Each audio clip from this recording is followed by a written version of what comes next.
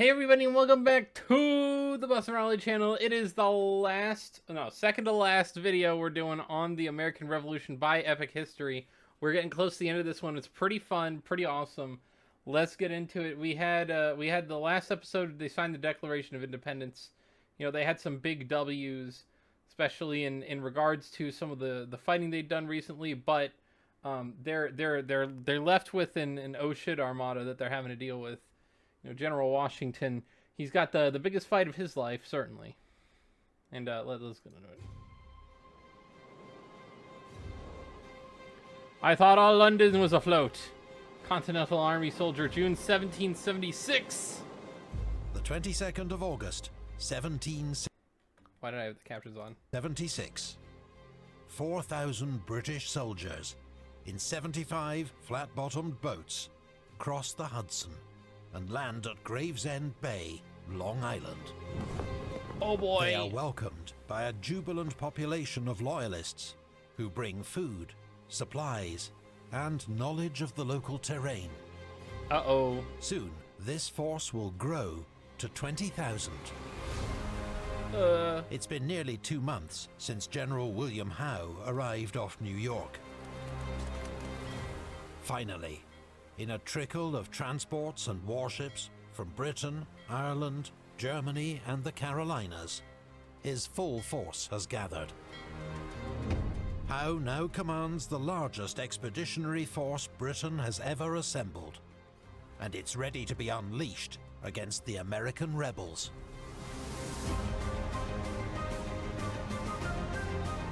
His first target: Patriot forces holding a series of ridges around Brooklyn.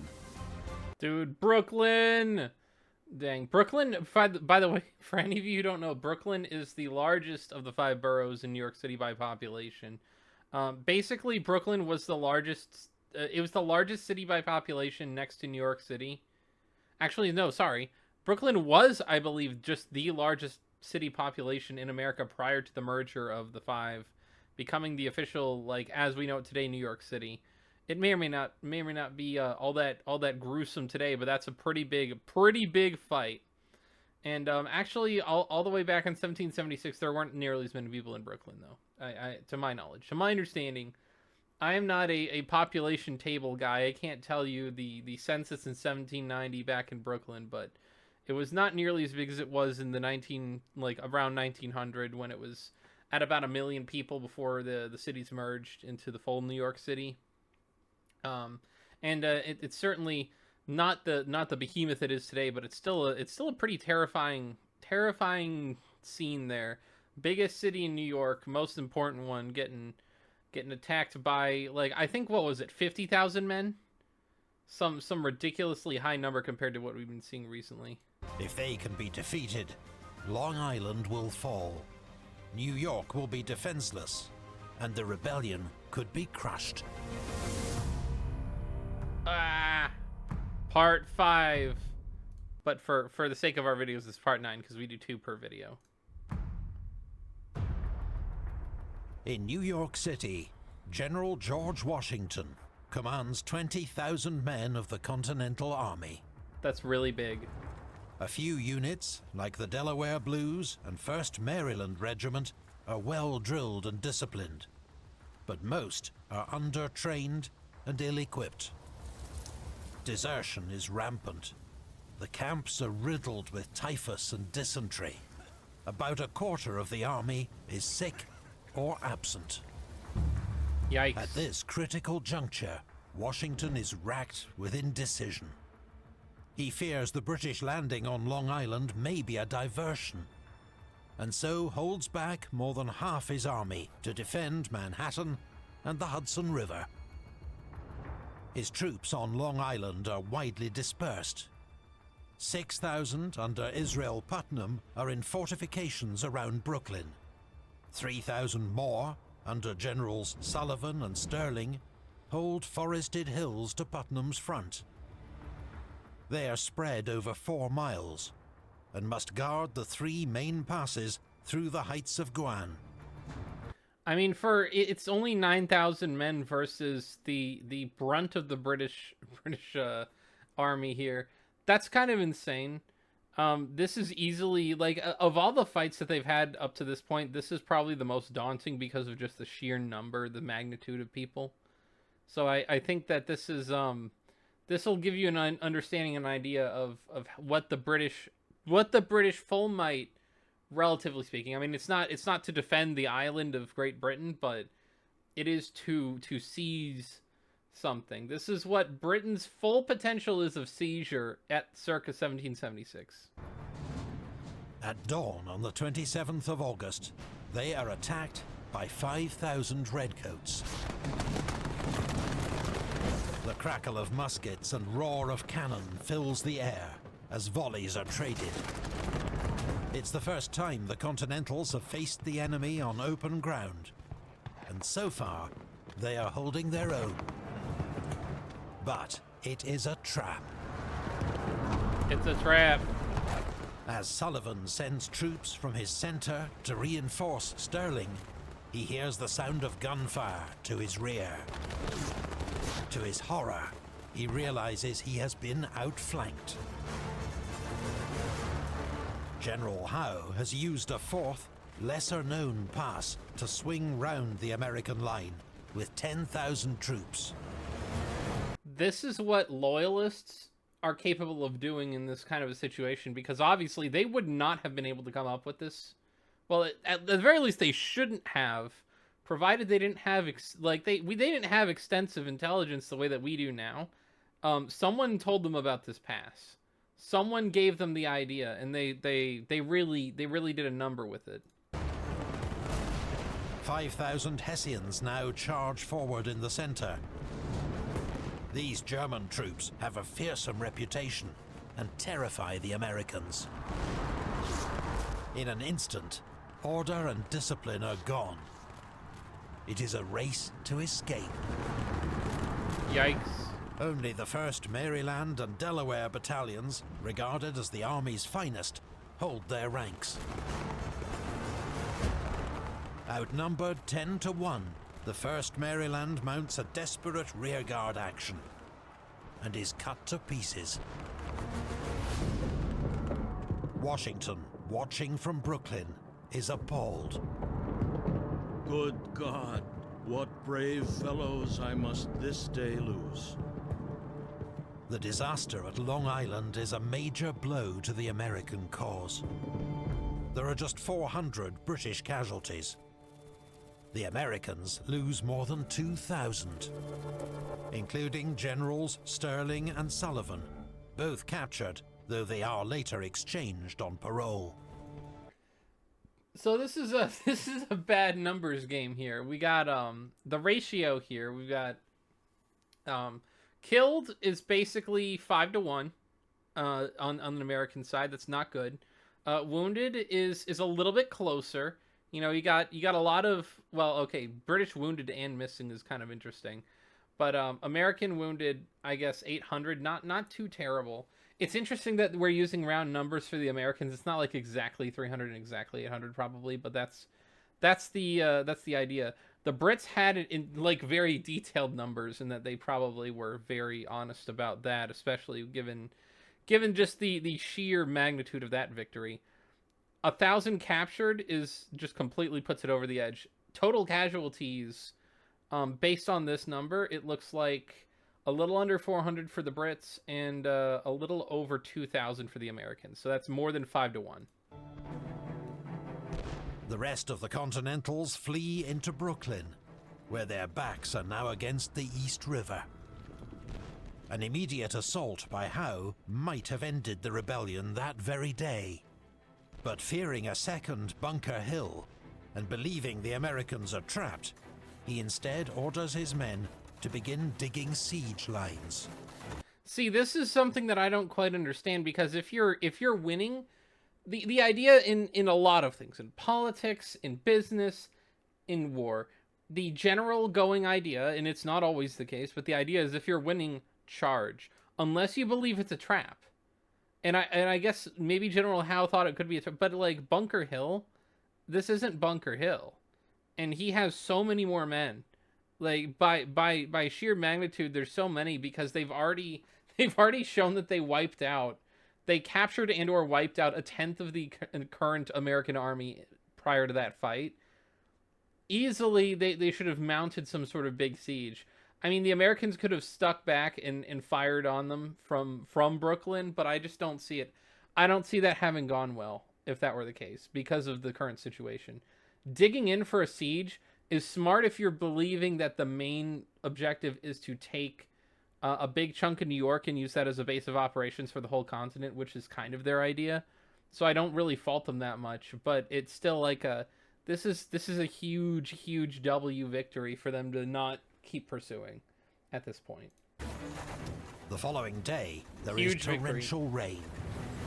Huge victory for the U.S. Washington's position is perilous. The only reason he's not been cut off by the British fleet is a steady northeasterly wind, which could change at any moment. Early on the 30th, under cover of darkness and a fortuitous morning fog, Washington evacuates his army across the East River to Manhattan. It is a silent, disciplined, and organized withdrawal. As we all know, withdrawals can be some of the biggest victories in a war. And I think that there are a lot of people who don't quite understand that, especially those who don't look at these kinds of things. But runaway happens to be one of the best moves to make in these kinds of scenarios. And just in most scenarios in general, the best move 30 to 40% of the time seems to be tactical retreat. American lieutenant recalls, "In the history of warfare, I do not recollect a more fortunate retreat." There you go. See? Washington has narrowly avoided catastrophe. But the onslaught has only just begun. We learn by chess the habit of not being discouraged by present bad appearances, the habit of hoping for a favorable change. September 1776. I read that way too slow. The Morals of Chess by Benjamin Franklin. Yeah, Benjamin Franklin's a smart guy. You know, I think there's a level of wisdom that was just commonplace among the big wigs starting America back in those days, and it's the kind of thing that is fortuitous in the right scenario. September 1776. 2 weeks after his victory at Long Island, General Howe has paused his advance to offer peace terms. He earnestly hopes some form of reconciliation is still possible. In fact, he and his brother, Admiral Richard Howe, alongside their military commands, have been appointed peace commissioners, authorized by King and Parliament to issue pardons and restore peace to the colonies. But in a meeting with Congressmen John Adams, Benjamin Franklin, and Edward Rutledge, nothing is achieved. Yeah, I mean, what is the sue for peace strategy here? Normally you sue for peace, right? That's the idea of, we made a big victory, conditions are changed, do you want to now make concessions with us? Do we want to come to some sort of agreement? Concessions are usually very high upon the loser. They have to give up a lot. And at this point, there's no reasonable way to make that kind of... Again, once the Second Continental Congress sought peace with Britain and that failed, there was no turning back, effectively speaking. There was no mending this. Forces have been sent out and towns have been burnt. We cannot now expect happiness under the domination of Great Britain. All former attachments have been obliterated. I do have to say that that's a terrible fucking voice for Ben Franklin. Dude was an absolute player.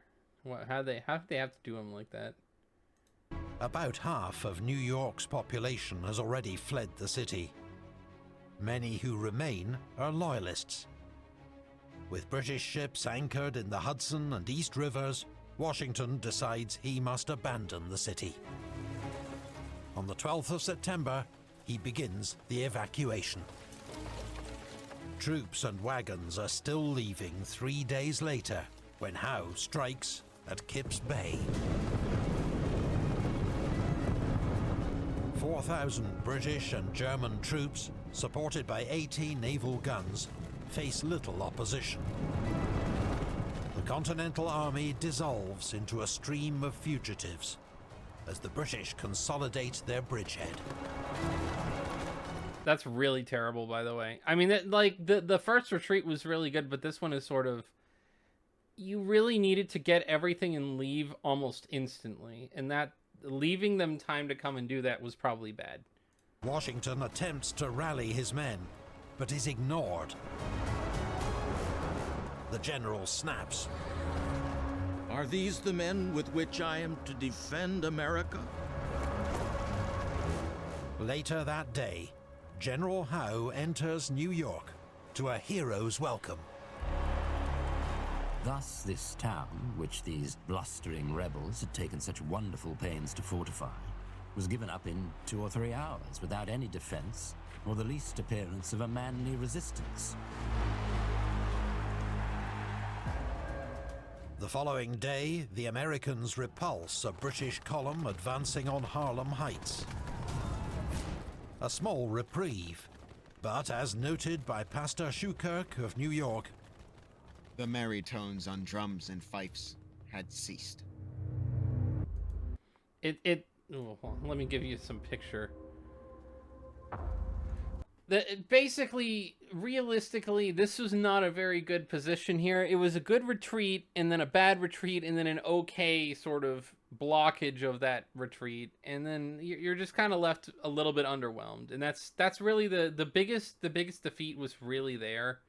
I don't know that you really have you don't have just a sincere argument for someone saying that this is the most destructive retreat or most destructive defeat, I think, because you had so many more choke points that rallied the country prior to this. And you have that kind of defeat, and it's almost inevitable given the army that they're facing. And it's just almost inevitable in most scenarios. And you cannot necessarily overwhelm odds in that way to be able to come back and win that fight. It was just the kind of thing that anyone looking at it was mad or upset or sad or depressed, and that just happens to be that happens to be fighting an army that's just better than you. And this is the kind of thing, luckily America was trying to defend its borders and not aggress upon someone else's, because they really didn't have that kind of force at this point in time. This is sort of the narrow hoop at which they had to jump through, being just barely met in a sense.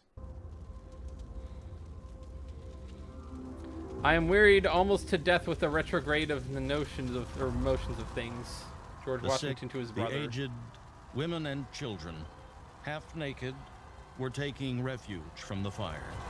Yikes. The terror was increased by the horrid noise of the burning and falling houses, the confused voices of so many men, the shrieks and cries of the women and children.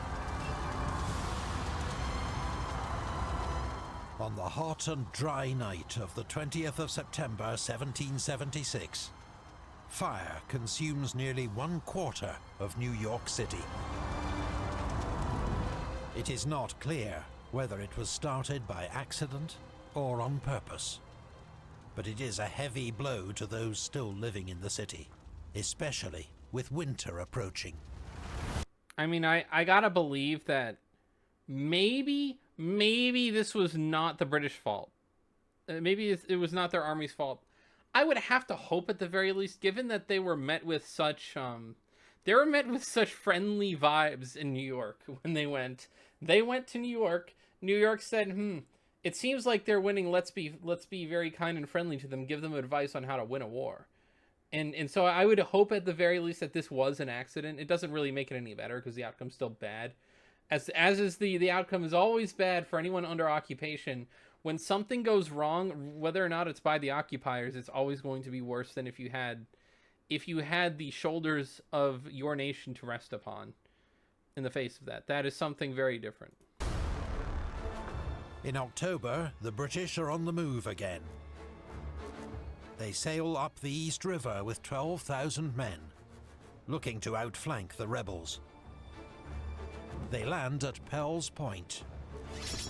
After a sharp fight, Washington is forced to withdraw to White Plains. 10 days later, Howe attacks again. Hessian troops of Colonel Raoul's regiment charge forward, driving the rebels back to Chatterton Hill. Here they hold firm, pouring heavy fire into the advancing columns. And this is the kind of thing that actually works really well in the British favor, having really well-trained German mercenaries under payment. It is a lot of money when they're already kind of hemorrhaging money, but in a sense, if this did recapture the colonies and impose taxes, it would have been a great boon for the British to have done this, especially with the lack of their own losses that would have happened. But obviously, this is not how history played out. But eventually, British and Hessian numbers tell. The Delaware Blues form the rear guard, as Washington's men beat a hasty retreat. The battle costs both sides around 200 casualties. Defeat after defeat has caused American morale to plummet. Almost half the army has deserted. More do so every day. Washington's leadership is called into question. Charles Lee, his second in command, who has just returned from South Carolina, writes, He has that fatal indecision of mind, which in war is a much greater disqualification than stupidity, or even want of personal courage. I think that that's a little bit over the top, because obviously you need... Indecision sometimes allows you to reassess, but if you're completely indecisive, that is worse than stupidity. But I honestly believe that is an over-exaggerated reaction given the circumstances. I don't know how you're going to do better than that. Or at the very least, you can't expect someone to do better than that. You're just at a certain point, you're met with overwhelming odds, and if you got completely crushed, there is no more rebellion. So, you know, it makes a little bit of sense to stage a retreat, even if the retreat is yucky. I mean, even number casualties are not good, even with the even number being even. The rebels have, as they were, the Patriots, depending on which side you're looking at it from, Patriots are losing more men as a percentage of what their forces are to the Brits. And that's usually bad. Many now look to Lee to save the cause, especially after Washington blunders again. 15 miles south of White Plains, well behind the British lines, 2,800 Continentals hold a fort that bears Washington's name. Built to block British ships from entering the Hudson, it has proven totally ineffective. But Washington dithers, leaving the decision to withdraw to General Greene, who decides to keep the isolated garrison in place. On the morning of the 16th of November, Howe launches an assault on the fort with 8,000 men from all directions.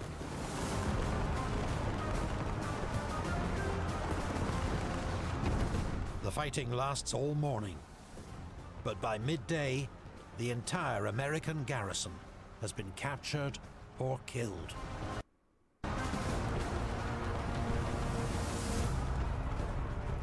That's not good. All right, we're gonna get numbers. The British have inflicted yet another major blow on the rebel cause. You know, that's really only an issue for the cause, because wounded and captured, the reason why that number is so high is because a lot of them are captured, wounded, or not, but alive, and only 59 Americans. Like, the kill numbers are relatively similar, and what you see is, at the end of the war, this won't be as big of a deal, and essentially. I mean, you're gonna have a little bit of leverage when it comes to negotiations, but that's not the worst thing that could have happened. The invasion of New York has been a stunning success for Howe. I mean, literally, Long Island and New York City are completely gone, as well as the suburbs on that map. If you're looking at it from that perspective, they've completely captured what is currently more than, like, the landmass, although it's very small, more than half of the population in New York today, the New York State. New Jersey will be next. They just got to go to MetLife. They'll all get injured and not be able to fight anymore. I hope this is the dark part of the night, which is generally just before day. General Nathaniel Greene. Did Greene actually make it out of that fight? They didn't really say. With British troops crossing the Hudson in force, Washington retreats across New Jersey to the Delaware River. I'm guessing that's the case. The pursuit begins. He has fewer than 6,000 men, but hopes to pick up new volunteers en route.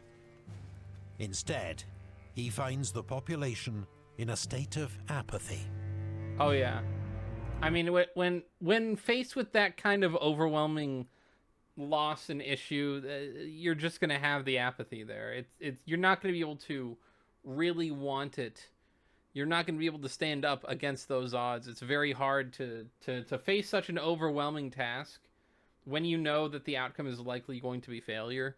You're just gonna see apathy everywhere. And I think that's largely true for New Jersey today, actually. But not to make modern political comments.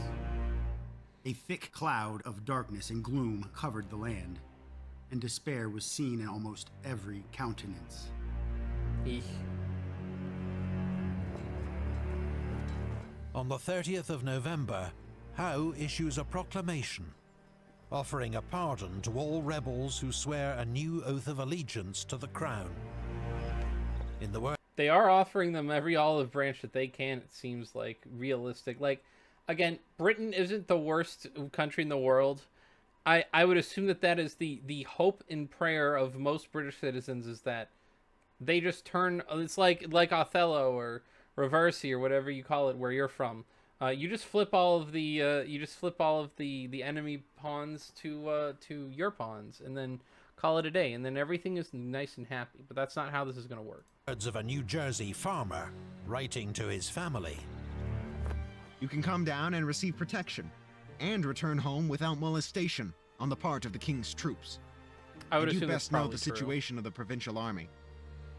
He who stays out to the last will undoubtedly fare the worst.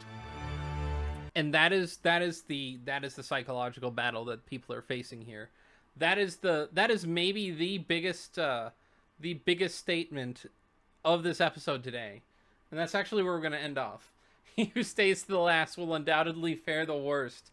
That is the total depression that everyone is in right now. Looking at that, you're looking at the big losses. You're looking at Washington's army being basically cut into about a third of the size it was before. You're looking at the British completely annihilating face, destroying everyone. Cities burning, whether or not it's their fault. But you're looking at it. You're looking at it from a standpoint of despair in this revolution. And that's really what I think that's the general feeling for a lot of people in the middle states. You know, Pennsylvania, New Jersey, New York, although less so Pennsylvania because it hasn't gotten there yet. But you know, not great. New England and in the southern states, they're looking pretty okay, but the middle section really isn't. And anyway, that's where we're gonna end it. Oh boy, next Monday will be the finale. This is the last episode that they have. We're going to see what happens, the conclusion of all this. I don't know, did they actually finish this? Because it seems like there's not really going to be an epilogue here at the very least. Whatever happens will happen, but I got to believe that this is where we would have to see a major turnaround here. And I don't know if they actually ever finished anything for the series. I don't know if this is the last episode. I don't know if they've got more. But next week you're gonna have the last part of episode 5 here. It'll be part 10 of our series, probably the end. To my knowledge, we might have to do something to fill it in. You know, get us to 4th of July weekend. Have a little bit more through some form or other, and I don't know. Let's see what happens. I'm willing to watch. Definitely willing to watch. There's literally like 15 minutes of episode left. We'll get to it next week. See you next time. Bye-bye.